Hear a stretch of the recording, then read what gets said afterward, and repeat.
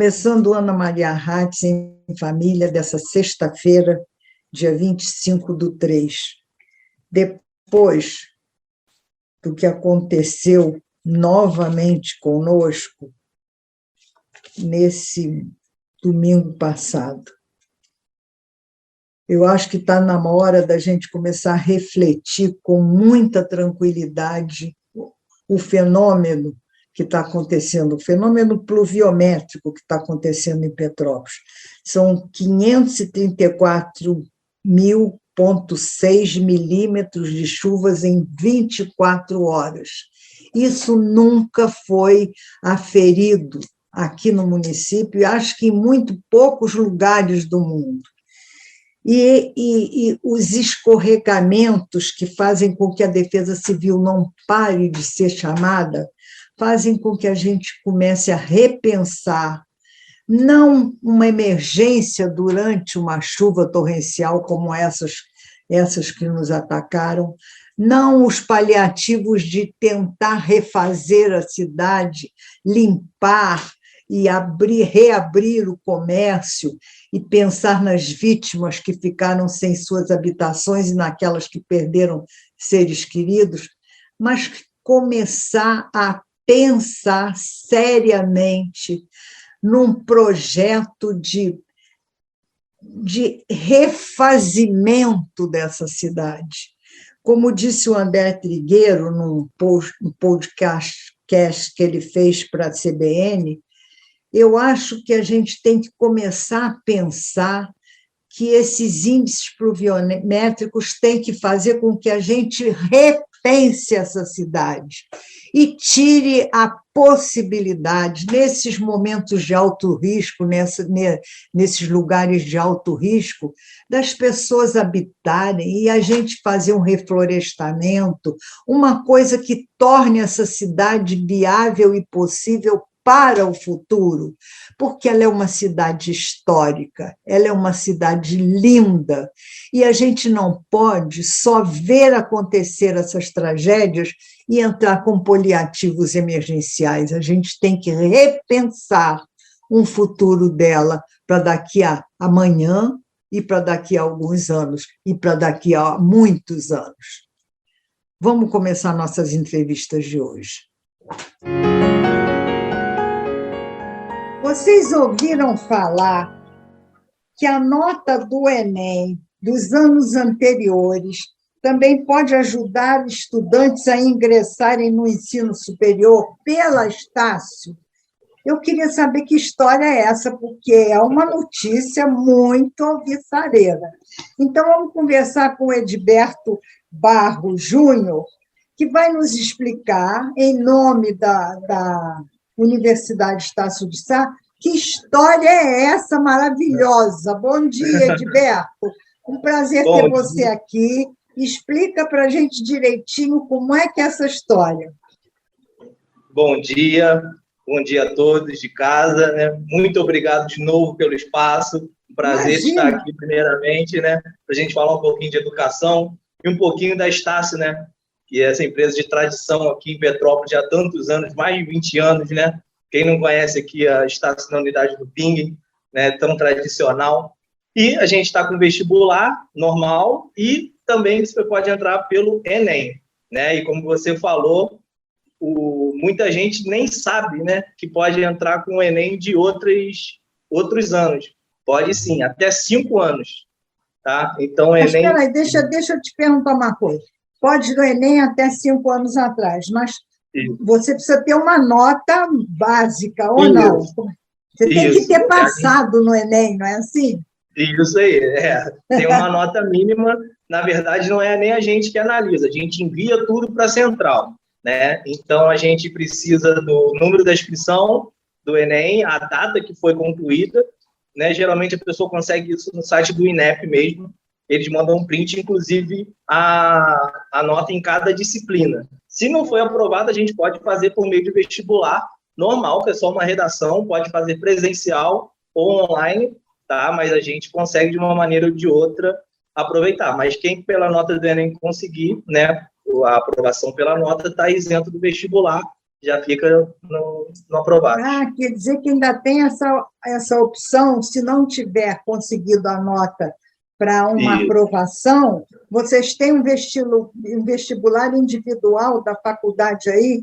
É só uma redação, né? Geralmente é um tema atual. A gente, às vezes, nem pede aquela estrutura toda, né, de Enem, é um absurdo, é bem simples, é tranquilo, dá para fazer pelo celular mesmo, pelo computador, ou se ainda preferir, né, no presencial de papel, também a gente recebe aqui, não tem problema não. Quais são os cursos que tem na Estácio? Então, na verdade, a gente tem todos os da área de saúde, nutrição, farmácia, enfermagem, passando, né, pelos de gestão, então administração, gestão financeira, gestão de RH, né, uma infinidade. Menos medicina. Medicina na unidade Petrópolis a gente não tem, a gente tem medicina em outras unidades. E em outras áreas, quais são os cursos que vocês têm?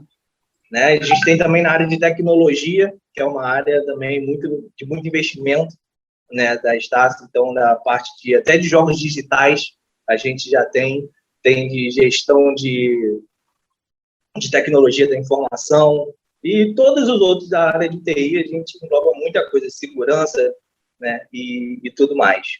Inclusive da área de gestão também, eu queria também aproveitar o espaço para falar do lançamento que a gente está tendo agora, que é o curso semipresencial de enfermagem. Tá? Isso aí, a gente é um dos pioneiros aqui na cidade. Isso é para quem já é técnico, que trabalha com plantão, que não pode vir todos os dias na universidade, já tem autorização para ser semipresencial. Você pode vir até 3 vezes por semana na unidade, que, né, a parte prática é obrigatória. Então, a gente tem laboratórios aqui, uma estrutura que precisa, né, para oferecer o curso de enfermagem. E o restante dá para fazer online, quer dizer, dá para equilibrar no seu tempo e até no seu bolso, que o semipresencial é bem mais barato, né, bem mais em conta.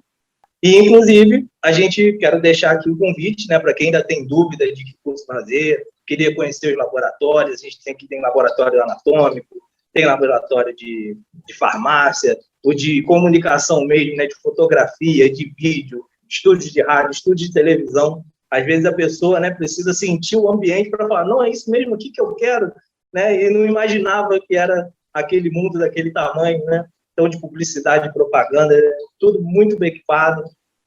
O próprio curso de veterinária também, né, às vezes a pessoa vem aqui e se encanta com os laboratórios, então a gente deixa o convite aberto aqui para quem ainda tem dúvida do que fazer, quiser conhecer a estrutura, é só chegar aqui, a gente conversa, eu levo, os laboratórios estão sempre disponíveis, né? Então é bem bacana aí esse serviço. Agora, como já passou o Enem, né? Mas, assim, para quem já pensa em fazer o ano que vem, eu queria falar de uma plataforma chamada Enem Action. É uma plataforma de preparatória para o Enem, né? Então, ela é totalmente gratuita, você entra na plataforma, preenche lá os seus dados, e é uma plataforma que tem conteúdo de vídeo, até de jogos, né, interativos, falando também do Enem. Quem quer se preparar tem um ano inteiro aí para o Enem, né, 2022, que é só no final do ano. Essa plataforma, ela prepara para qualquer curso do Enem? Isso, é uma plataforma didática preparatória para o Enem. Então, engloba todas as matérias que o Enem envolve, né?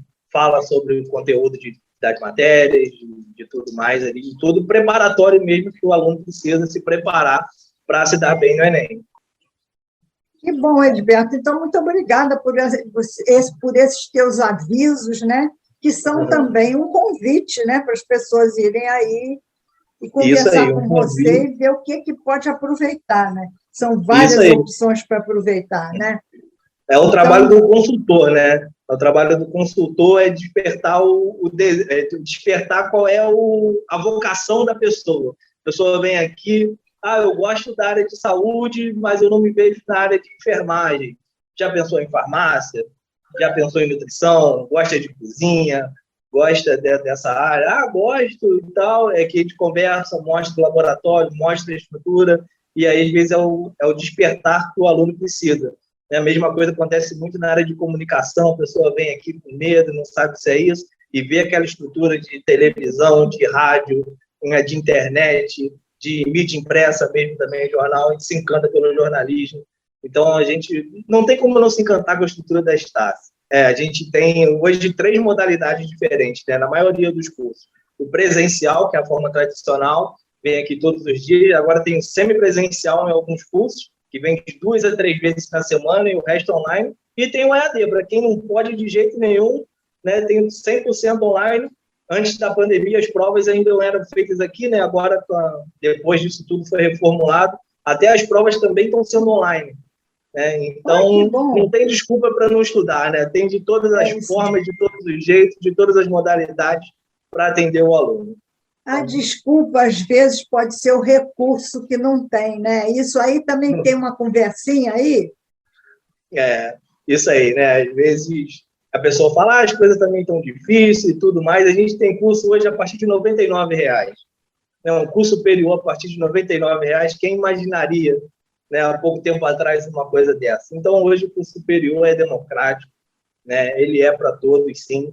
Está bem acessível, e a gente pode vir aqui, pode conversar, vamos falar de desconto o máximo possível, né? Para a pessoa não deixar o sonho para depois. Tá bom, Edberto, muito obrigada, muito prazer em tê-lo aqui de novo, tá? Muito obrigado. Desejo que muitos petropolitanos compareçam aí. Isso aí, fico à disposição. Eu posso deixar meu WhatsApp, 24DDD 992774151. Pode perguntar do que for, quiser que eu mande a lista de cursos. Eu estou com dúvidas na área de TI, mas eu não sei o que eu faço. Eu mando todos os cursos, eu falo que cada um aborda, as matérias até que ele aborda, né, que pode ser um divisor de águas aí para o aluno se decidir, né, de qual área do TI que ele quer e se incluindo todas as modalidades e todos os cursos eu posso ajudar também, e a gente está aí para ajudar o futuro aluno, né? Tá bom, muito obrigada, Edberto. Até a próxima. Até a próxima, obrigado aí mais uma vez pelo espaço. Nada, imagina, é um prazer. Até logo. Tchau.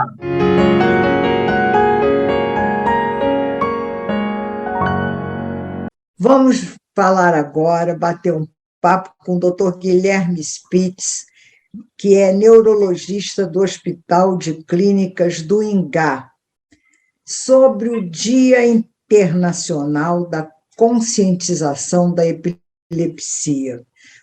Isso porque esse dia é amanhã, dia 26. E a epilepsia é uma doença que precisa ser esclarecida porque ainda causa muita repulsa das pessoas e causa, inclusive, muito medo, né? Doutor Guilherme, eu queria deixar a palavra consigo, muito obrigada pela sua presença, seja bem-vindo, para que o senhor nos explique o porquê desse medo.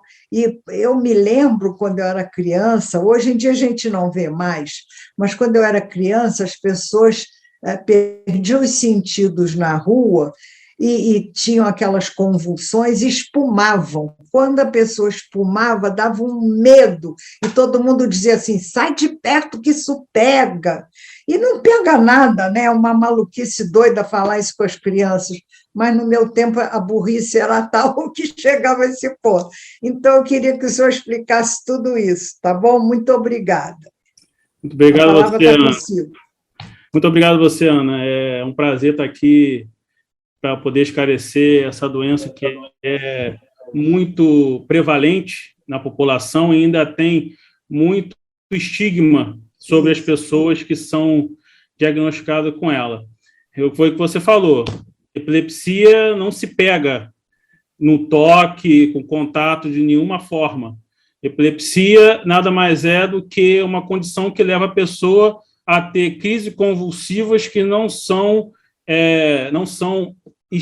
começadas, não são precipitadas por algum outro problema. Ela é uma alteração intrínseca do cérebro. Então, essa pessoa ela tem crises convulsivas repetidas, que, se não tiver controle com medicamento, pode acarretar lesões cerebrais e outros problemas mais graves do que isso. Esse estigma ainda existe na sociedade, eu vejo isso muito com meus pacientes que têm a família até mesmo rejeita por conta da doença, mas hoje em dia, com a gama de anticonvulsivantes que a gente tem, a gente consegue ter um controle bom da doença e até mesmo a pessoa se tornar livre de convulsões por um período muito grande. Nosso objetivo como neurologista é tentar conscientizar até mesmo o paciente, a família do paciente, que é uma doença que não tem cura, mas ela é tratável. Então, a pessoa pode ter uma vida absolutamente normal, tanto que siga alguns preceitos e mantenha um tratamento. Doutor Guilherme, eu tive a mãe da minha cunhada faleceu com 70 e poucos anos, não, acho que 60, sei lá, por aí, com uma crise convulsiva, depois de ter tido convulsões, mas não sei se é epilepsia, porque a epilepsia sempre dá aquela coisa da espuma, de espumar ou não? Não necessariamente, existem vários tipos de crises convulsivas. A mais comum, que é essa que você está falando, que a pessoa espuma, se debate, é uma síndrome que a gente chama tônico-clônica, que a pessoa fica enrijecida e perde a consciência e depois pode se debater. Existem síndromes que são tônicas, que a pessoa só fica esticada, e tem síndromes que são crônicas, que a pessoa só mexe e também elas perdem a consciência. Eu acho que a mãe da minha cunhada tinha essa. Existem síndromes que a pessoa tem, que antigamente é chamada de ausência, que a pessoa fica como se estivesse parada no tempo. E existem outras crises que são até mesmo que chamam atônicas, que a pessoa perde o tônus muscular e desmaia. Não, às vezes não perde a consciência, mas na maioria das vezes perde. Essas crises que são associadas a perder a consciência, normalmente acometem o cérebro inteiro. Às vezes, pessoas têm crises que a pessoa até acha que não tem. A pessoa que tem um espasmo muscular num membro ou na perna, pode ser uma crise convulsiva parcial, que não acometeu o cérebro inteiro. Até hoje, se não tiver um controle de crises, o principal drama do quadro de convulsão é o óbito, porque se a gente não tiver um controle dessas descargas do cérebro, isso pode levar a uma alteração tanto do batimento cardíaco quanto da respiração, que pode levar ao óbito por conta disso. Então, essa senhora que eu estou lhe falando, ela teve um quadro muito interessante, porque em jovem ela tinha crises convulsivas. Eu não sei se ela se tratou, não se tratou, mas ela, quando eu a conheci, durante o período todo que eu convivi com ela não tinha nada. E, de repente, nessa idade que eu lhe falei, 60 e pouco mais ou menos, ela teve um apagão, né, e faleceu. Entendi. Faleceu, assim, disseram que ela teve uma crise convulsiva, mas ela não se debateu nem nada, foi uma coisa esquisita, ela desmaiou e morreu. Foi o que eu falei, às vezes pode ter crises que não são aquelas crises que todo mundo tem no imaginário, entendeu?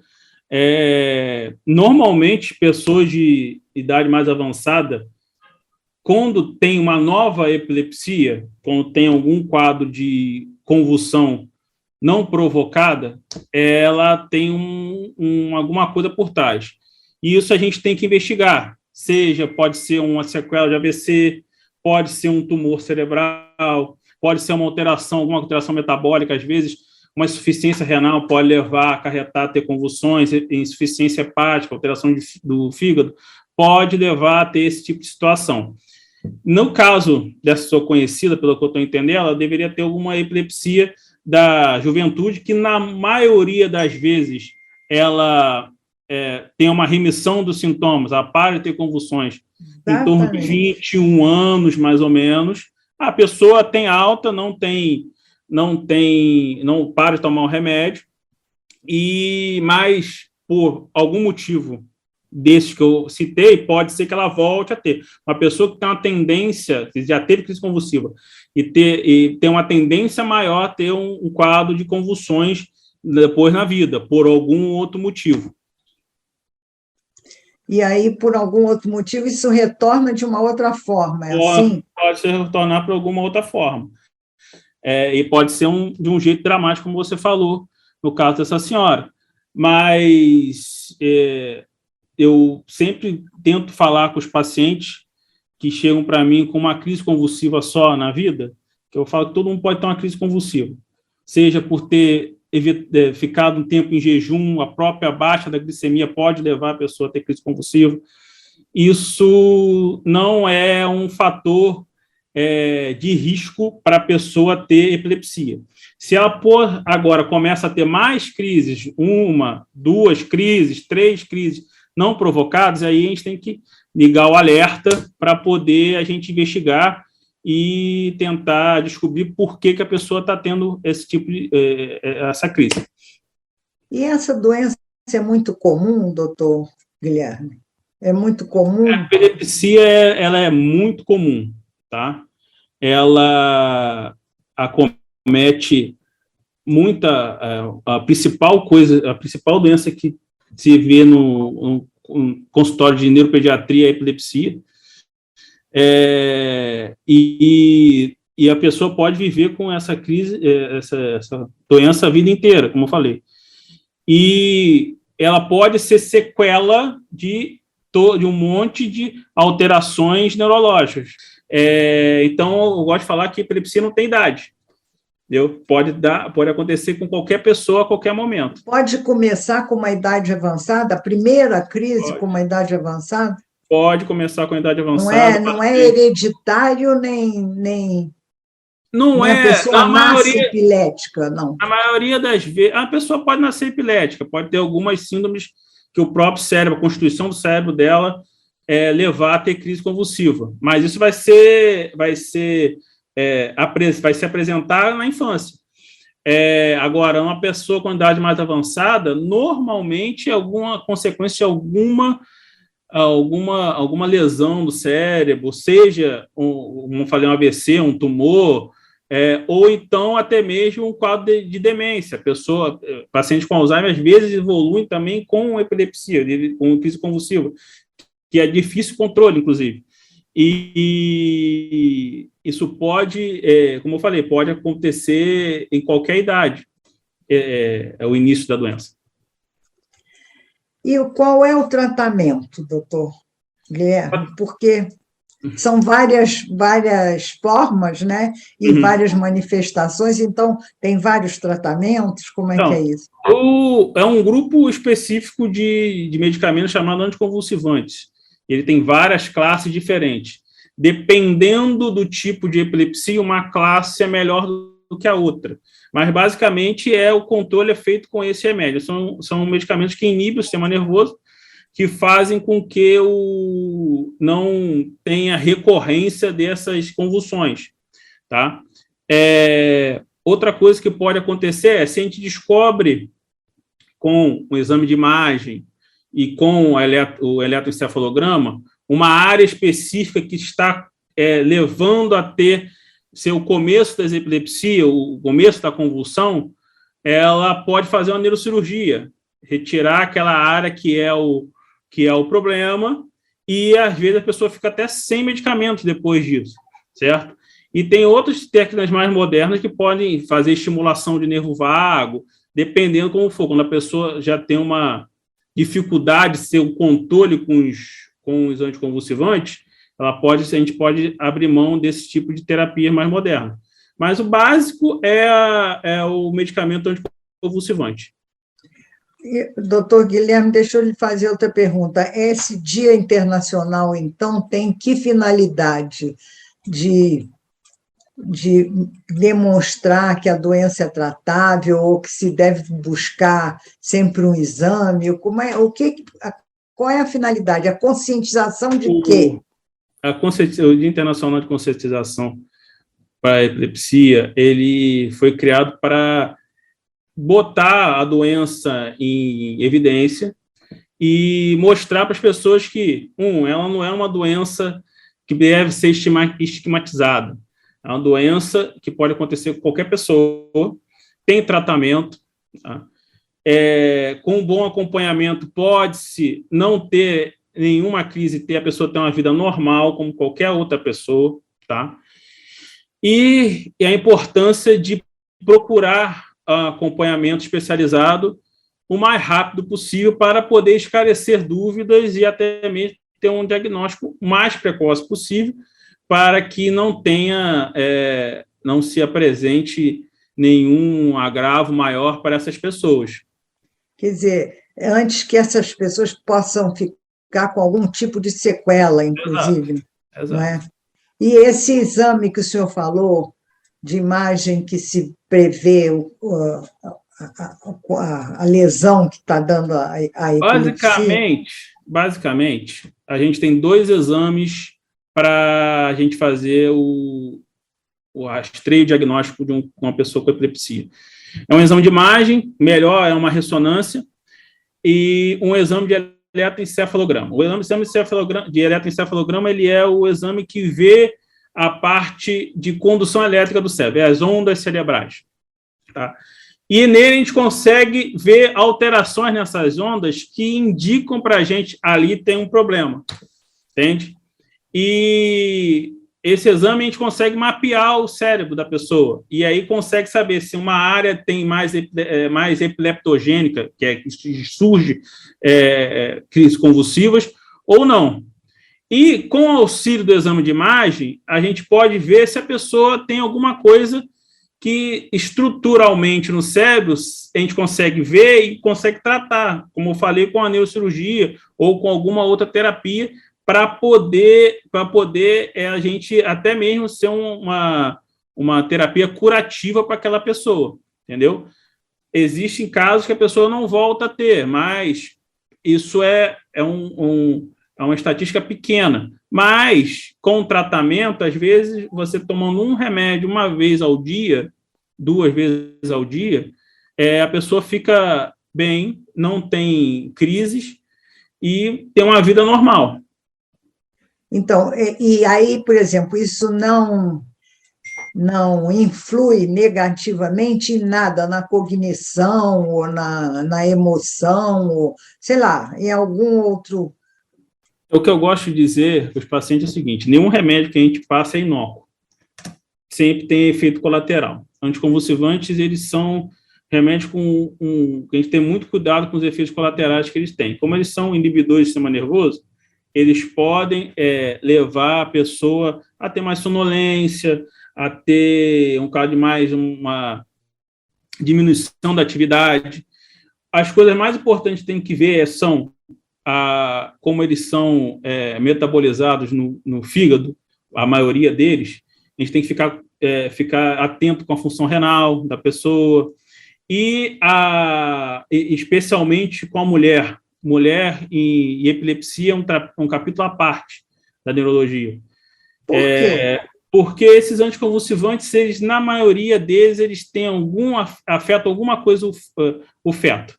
Eles têm Então, a gente tem que saber a hora de tirar esse medicamento na hora que a mulher está grávida, para poder retornar depois. Isso é uma coisa que eu sempre falo com as minhas pacientes que eu tenho diagnóstico que estão em idade fértil.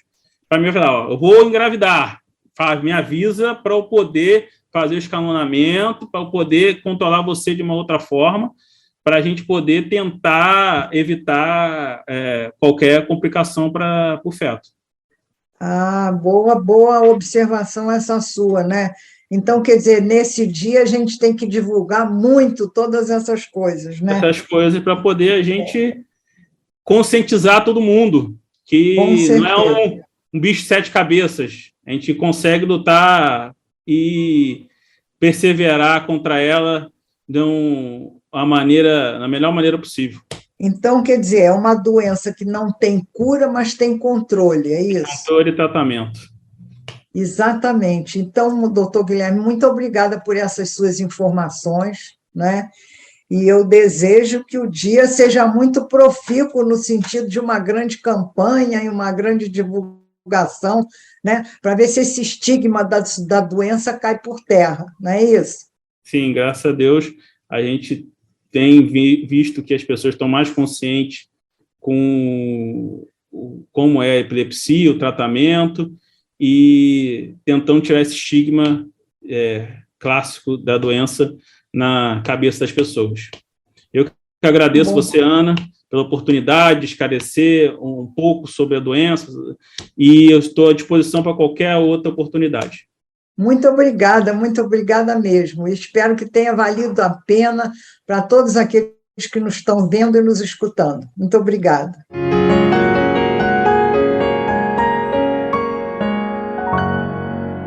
Vamos começar a bater um papo agora com o Dr. Kleber Francisco Alves, professor da Universidade Católica de Petrópolis, a UCP, e membro da Academia Petropolitana de Letras, né? Então, o Dr. Kleber vai ter a gentileza de nos falar sobre uma coluna dele que saiu essa semana no jornal, sobre a participação pioneira e marcante das mulheres na Academia Petropolitana de Letras. Isso para terminar o mês de março, que é o mês dedicado às mulheres. Então, nós vamos aqui rememorar um pouco, através do Dr. Kleber, todas essas presenças ilustres e marcantes dessas mulheres que muitas pessoas não sabem o valor que tiveram e o que elas deixaram de legado na Academia Petropolitana de Letras. Então, doutor Kleber, a palavra está com o senhor. Somos todos ouvidos. Muito bem. É uma alegria voltar aqui ao seu programa. Espero que os telespectadores não fiquem cansados, né? Mas de jeito nenhum. É uma satisfação bater esse papo aqui com a Ana Maria Rates, especialmente nesse mês dedicado às mulheres, o mês de março, como ela já adiantou.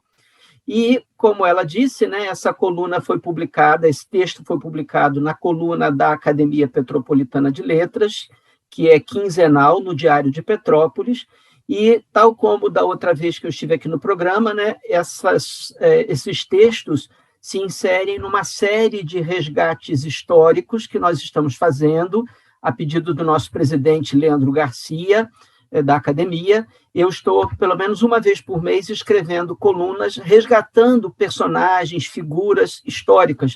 Já fizemos em janeiro e fevereiro o resgate dos políticos, né, que participaram da Academia, e achei muito oportuno que a coluna desse mês de março fosse para resgatar a participação feminina, né? E uma questão que logo eu destaco lá na Academia, Ana, que eu acho que deve ser motivo de um grande orgulho para Petrópolis, é exatamente esse pioneirismo da nossa Academia, que completa 100 anos neste ano de 2022, na abertura à participação da figura feminina, o que é absolutamente inédito, considerando o contexto do movimento literário cultural brasileiro, né? Há um texto publicado em 1971, né? Você estava lá, era a primeira-dama nesse ano, eu imagino, mais ou menos nessa época, aqui em Petrópolis, nessa revista da Academia, de autoria do nosso decano, o professor Joaquim Eloy, e o título do texto dele lá era A Associação Petropolitana de Ciências e Letras e o Brado Feminista.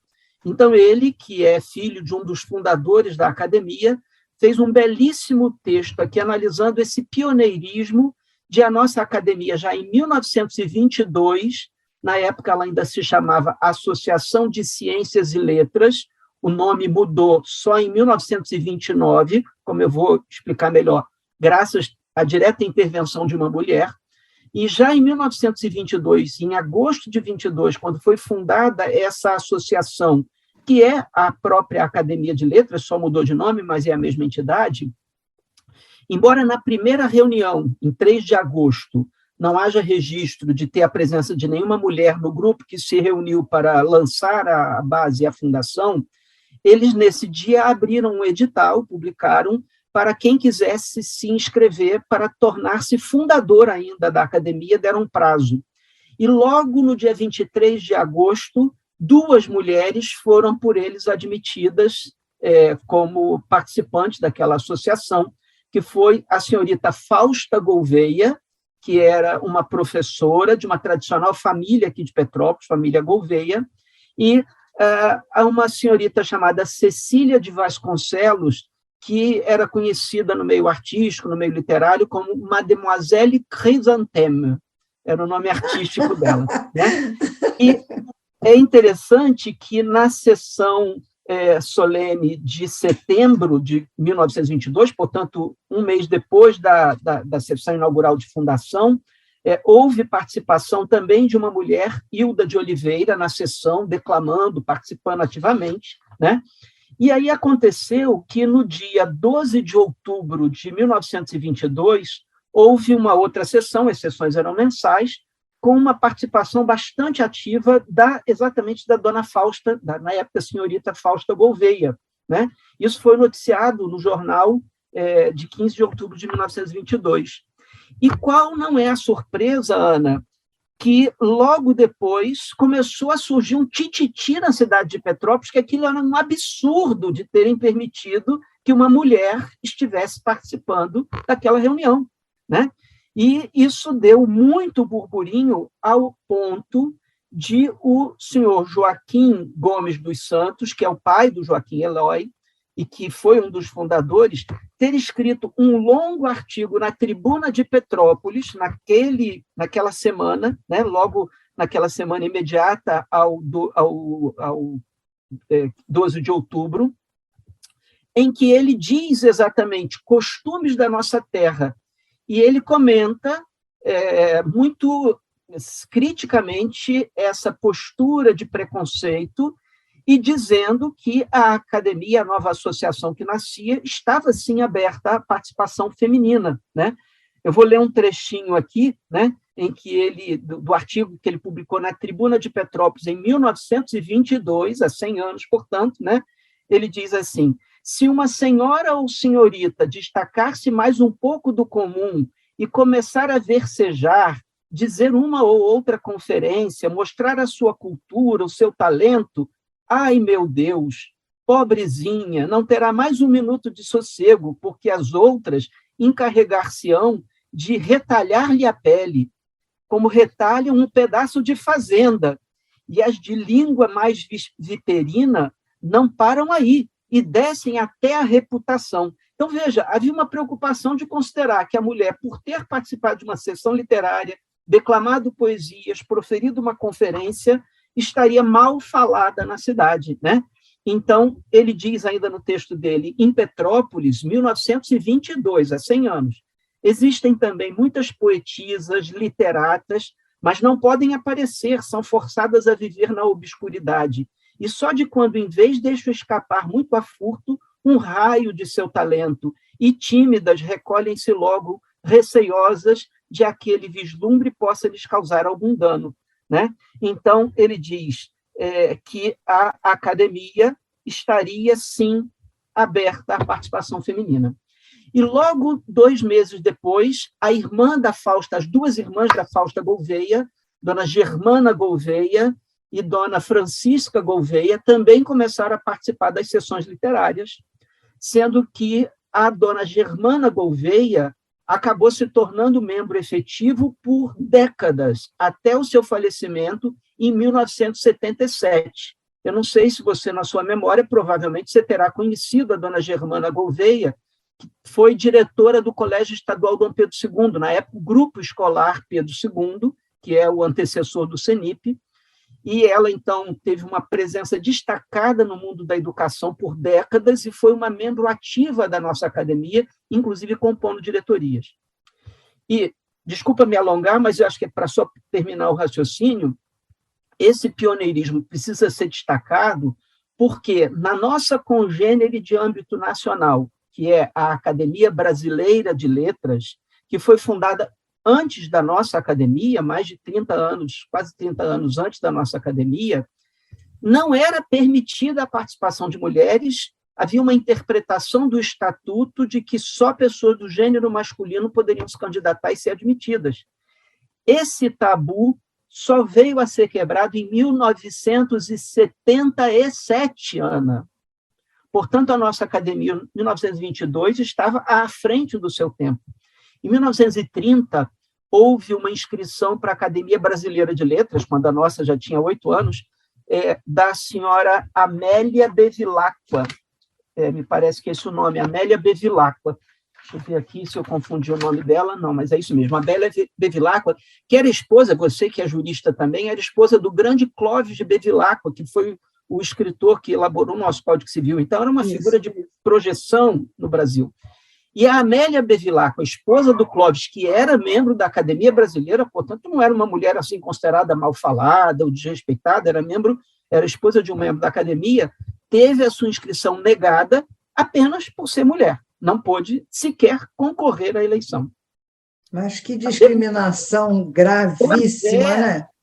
E aí, fazendo um gancho, uma segunda figura que eu trato na coluna de hoje é a Maria Eugênia Celso, que foi uma grande líder feminista ao longo dos anos 20 e 30, lutando pelo voto feminino, ela se destacou no Brasil. A Maria Eugênia Celso morou em Petrópolis desde criança, era filha do famoso Conde de Afonso Celso, um grande professor intelectual que foi membro da Academia Brasileira de Letras, e neta do Visconde de Ouro Preto, que tinha sido, inclusive, presidente do Gabinete de Ministros no período imperial. Então, ela teve uma educação refinadíssima e foi uma líder feminista na década de 30.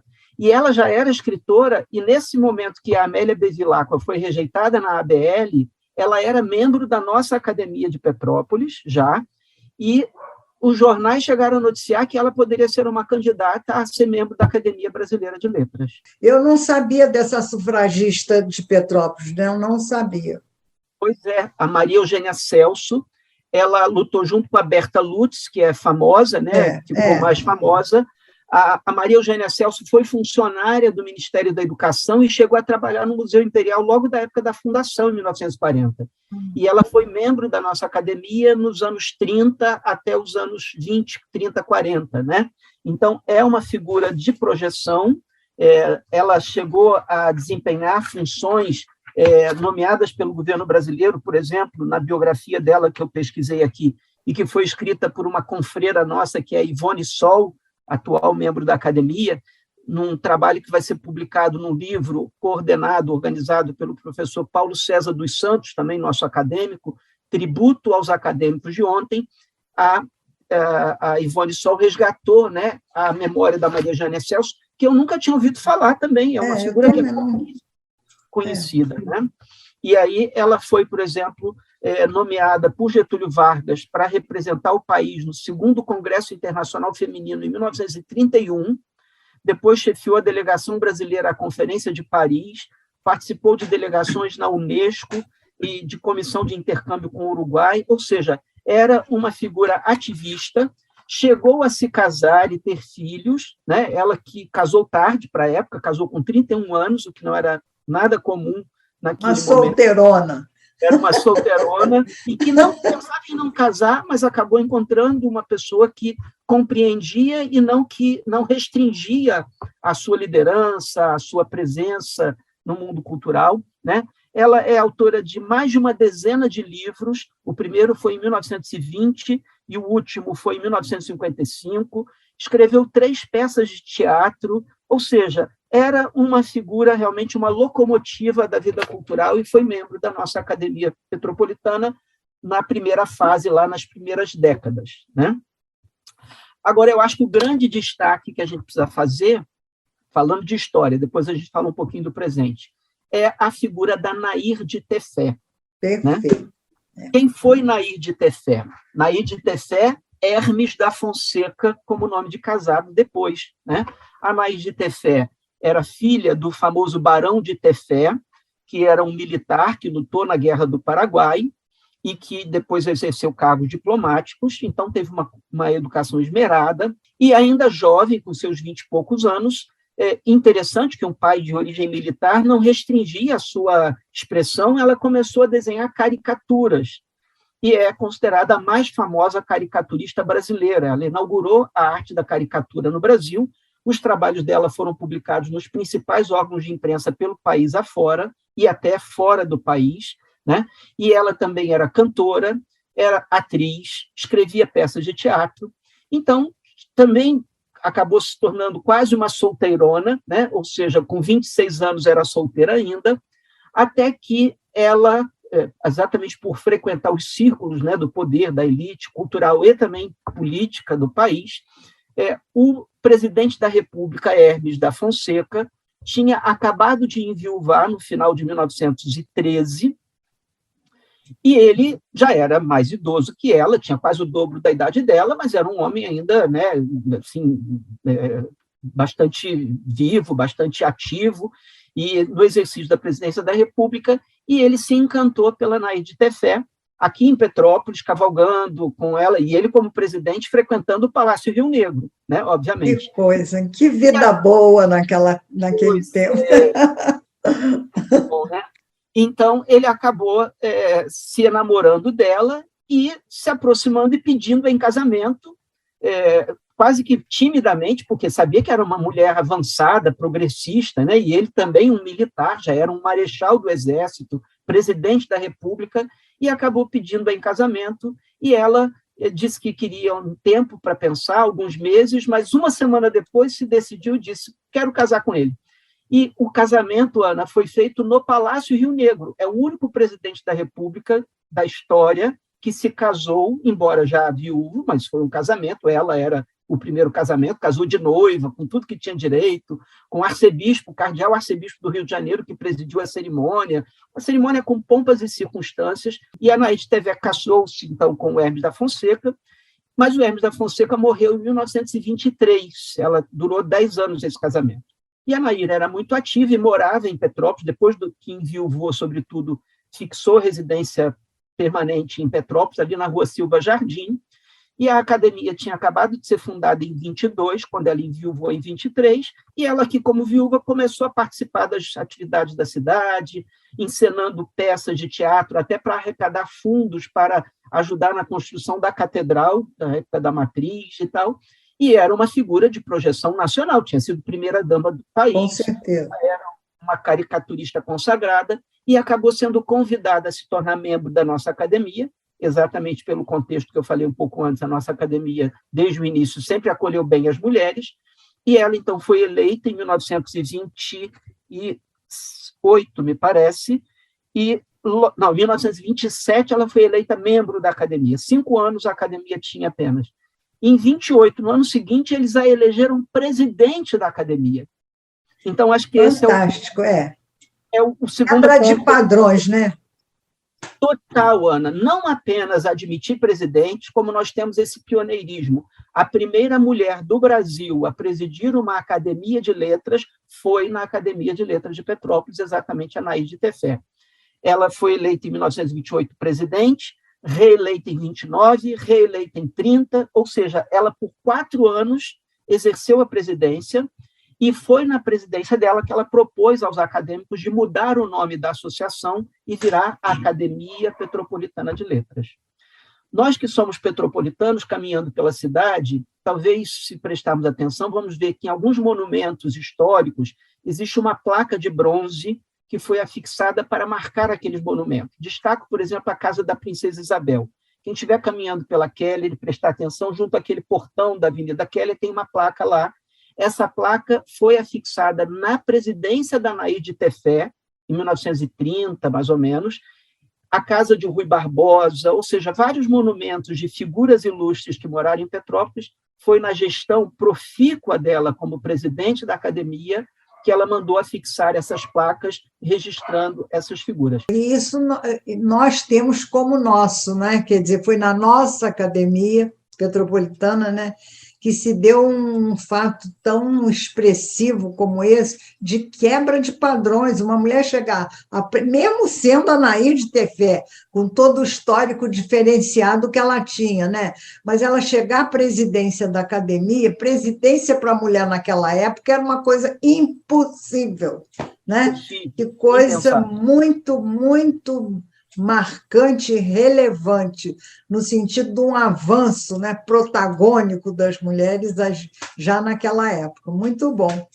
Eu queria falar só, complementar que, ao longo, então, da história, várias outras mulheres, né, eu quis pôr atenção nessas, porque realmente foram pioneiras, mas nós tivemos a Mariná de Moraes Sarmento, a Hebe Machado Brasil, você deve ter conhecido a Mariná também. Conheci, né? Todas as duas. Nós tivemos duas mulheres novamente como presidentes, embora já no século XXI, demorou até o século XXI, que foram a Cristiane Michelin, que é também uma escritora aqui atual, e a Carmen Felicetti, foram presidentes, e atualmente nós temos quase 1/3 dos membros da academia são mulheres.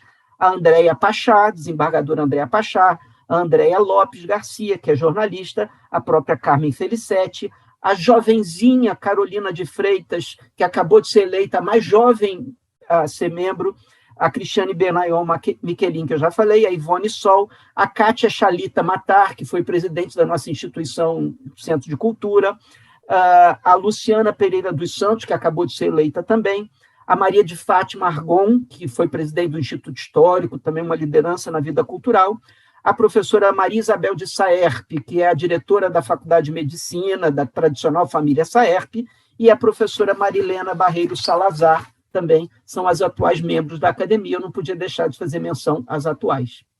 Que beleza o senhor falar toda essa gama de mulheres que tiveram esse espaço e essa predominância, né, intelectual e literária naquele tempo e até agora, né, e que muita gente desconhece, mesmo essas de hoje, que fizeram parte ou fazem parte hoje, né? Eu conheço, inclusive a Carolina, acho que foi uma aquisição fantástica, porque ela é uma joia de pessoa e um encanto, né, escrevendo, mas eu acho que muita gente desconhece, né? Então, foi muito interessante essa sua coluna, levantando todos esses nomes. Que coisa boa que a gente tem o senhor. E qual vai ser o próximo assunto? Pois é, vamos falar sobre jornalistas na Academia Petropolitana de Letras, que o mês de abril é dedicado aos jornalistas, o Dia do Jornalista ocorre em abril, temos muitos assuntos até dezembro. Então, todo mês nós vamos contar com o senhor aqui, tá bom? Roubando um pouquinho do seu tempo e ilustrando muito o meu programa, tá bom? Fico às ordens, muito obrigada, doutor Kleber, muito obrigada.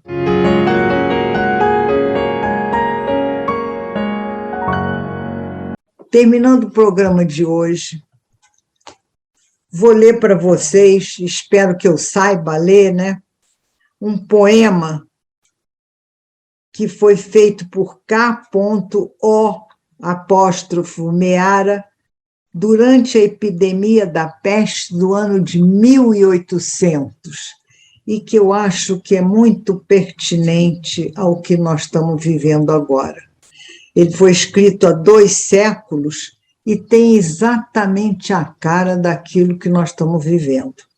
Então, eu vou tentar ler para vocês. Vamos ver.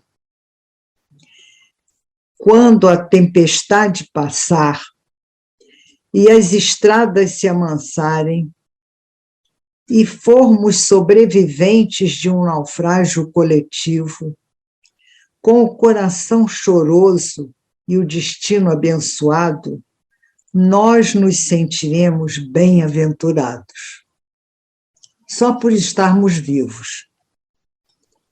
E nós daremos um abraço ao primeiro desconhecido e elogiaremos a sorte de manter um amigo. E aí, nós vamos lembrar tudo aquilo que perdemos e, de uma vez, aprenderemos tudo o que não aprendemos ainda. Não teremos mais inveja, pois todos sofreram. Não teremos mais o coração endurecido. Seremos todos mais compassivos. Valerá mais o que é de todos do que o que eu nunca consegui. Seremos mais generosos e muito mais comprometidos. Nós entenderemos o quão frágil somos e o que significa estarmos vivos. Vamos sentir empatia por quem está e por quem se foi.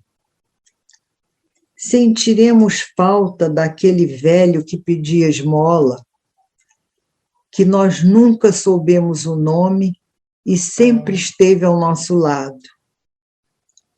E talvez o velho pobre fosse Deus disfarçado. Mas você nunca perguntou o nome dele, porque estava sempre com pressa. E tudo será um milagre, e tudo será um legado, e a vida que ganhamos será respeitada. E quando a tempestade passar, eu te peço, Deus, com tristeza, que você nos torne melhores como você nos sonhou. Até a próxima semana.